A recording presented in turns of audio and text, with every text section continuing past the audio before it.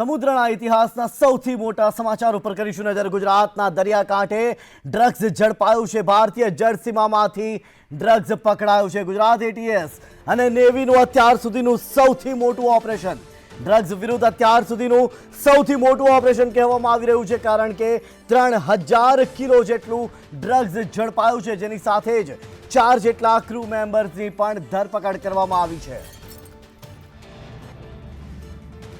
તો સમુદ્રના ઇતિહાસનું સૌથી મોટું ઓપરેશન કહી શકાય, કારણ કે 3000 કરોડનું ડ્રગ્સ ઝડપાયું છે। સમગ્ર મામલે વધુ વિગતો સાથે જોડાઈ રહ્યા છે ઋષિ થાનકી ફોન લાઈન પર। જી ઋષિ, જણાવશો કે કયા પ્રકારનું ડ્રગ્સ ઝડપાયું છે, કઈ રીતે ઝડપાયું છે?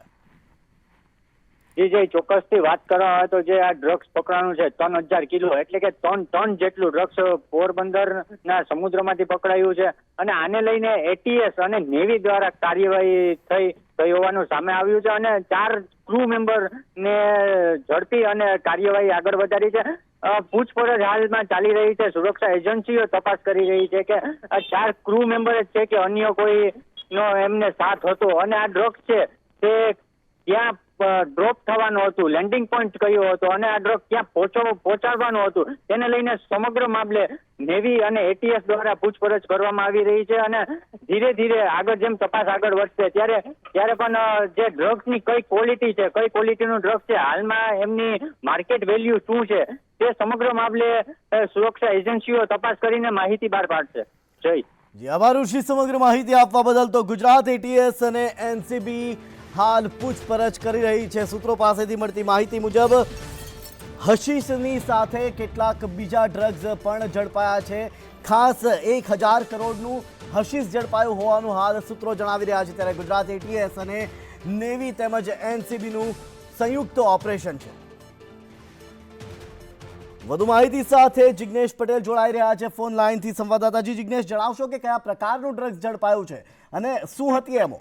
જિગ્નેશ, વાત કરવામાં આવે જાય તો હજી સુધી ડ્રગ્સના પ્રકાર વિશે કોઈ પણ પ્રકારની માહિતી સુરક્ષા એજન્સીઓ દ્વારા બહાર પાડવામાં નથી આવી, પરંતુ જ્યારે પાકિસ્તાન અથવા તો અન્ય દેશમાંથી જ્યારે ડ્રગ્સ ગુજરાત કે ગુજરાતના દરિયા કિનારા સુધી આવ્યું છે, ત્યારે મોટાભાગે હેરોઇનનો જથ્થો હોવાનું તપાસમાં સામે આવ્યું છે, અને મોટાભાગનો હેરોઇનનો જથ્થો જ કબજે કરવામાં આવ્યો છે।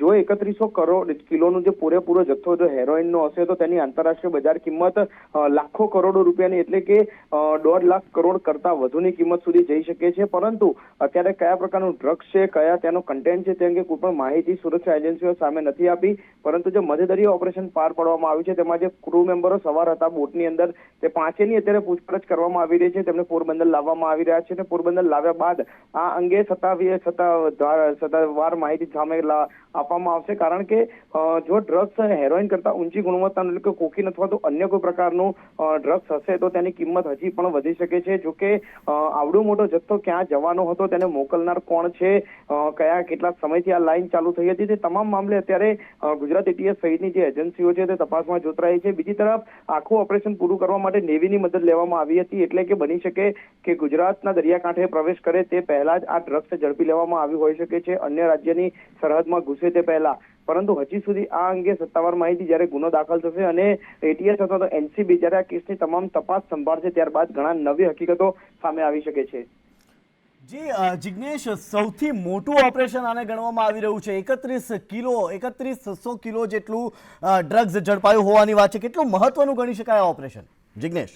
ઘણું મહત્વનું છે, કારણ કે જે ડ્રગ્સ પકડાયું છે તે ડ્રગ્સ આંતરરાષ્ટ્રીય રીતે તે સીધી અથવા તો આડકતરી રીતે તેને જે નાર્કો ટેરરિઝમમાં તેનો ઉપયોગ થતો હોય તેવી જે શક્યતાઓ સૌથી વધુ જોવામાં આવતી હોય છે, કારણ કે આખું ઓપરેશન જ્યારે બહાર પાડવામાં આવ્યું ત્યારે 5 જે ઈરાની લોકો પકડાયા છે તે આખી નવી માહિતી સામે આવી રહી છે। જે 5 ક્રૂ મેમ્બરો તેમાં ઝડપાયા છે તે 5 ઈરાનિયન સિટીઝન હતા હોવાનો જે માહિતી છે તે અત્યારે સત્તાવાર સૂત્રો જણાવી રહ્યા છે, અને 5 જે ઈરાની નાગરિકો ઝડપાયા છે તે આ ડ્રગ્સનો જથ્થો ક્યાંથી લઈ જતા હતા, ક્યાં લાવી રહ્યા હતા, તે સૌથી મહત્વનો મુદ્દો છે, કારણ કે ગુજરાત અથવા દેશના કયા લેન્ડિંગ પોઈન્ટ ઉપર તેને ઉતારવાનું હતું, ઉતાર્યા બાદ તેને ક્યાં સપ્લાય કરવાનું હતું, શું ખરેખર આ આખો જથ્થો જે અત્યાર સુધીનું સૌથી મોટું સીઝિંગ કહેવામાં આવી રહ્યું છે એજન્સીઓના અત્યાર સુધીના રેકોર્ડ પ્રમાણે, કારણ કે 3100 કિલોનો જથ્થો અત્યાર સુધી ક્યારેય કોઈ એજન્સીએ ઝડપ્યો નથી। ત્યારે જો આવડું મોટું સીઝિંગ થયું છે તો તેના પાછળ કહી શકાય કે જે આતંકી સંગઠનો છે તેનો પણ સીધો હાથ હોઈ શકે છે, કારણ કે ડ્રગ્સના જે મોટાભાગના રૂપિયા છે તે ટેરરિઝમમાં વપરાતા હોવાના પણ ખુલાસા ગુજરાત એટીએસ અથવા તો એનઆઈએ અગાઉ કરી ચૂકી હતી. માટે આ જે આખો જે ડ્રગ્સનો નવો જે સિલસિલો પકડાયો છે, ડ્રગ્સનું નવું રેકેટ પકડાયું છે, તેમાં 5 ઈરાનીઓની પાછળ કોણ હાથો હતો, કોણ કોણ તેની પાછળ સંડોવાયેલા છે, તે તમામ માહિતી તપાસ એજન્સીઓની તપાસ બાદ સામે આવશે.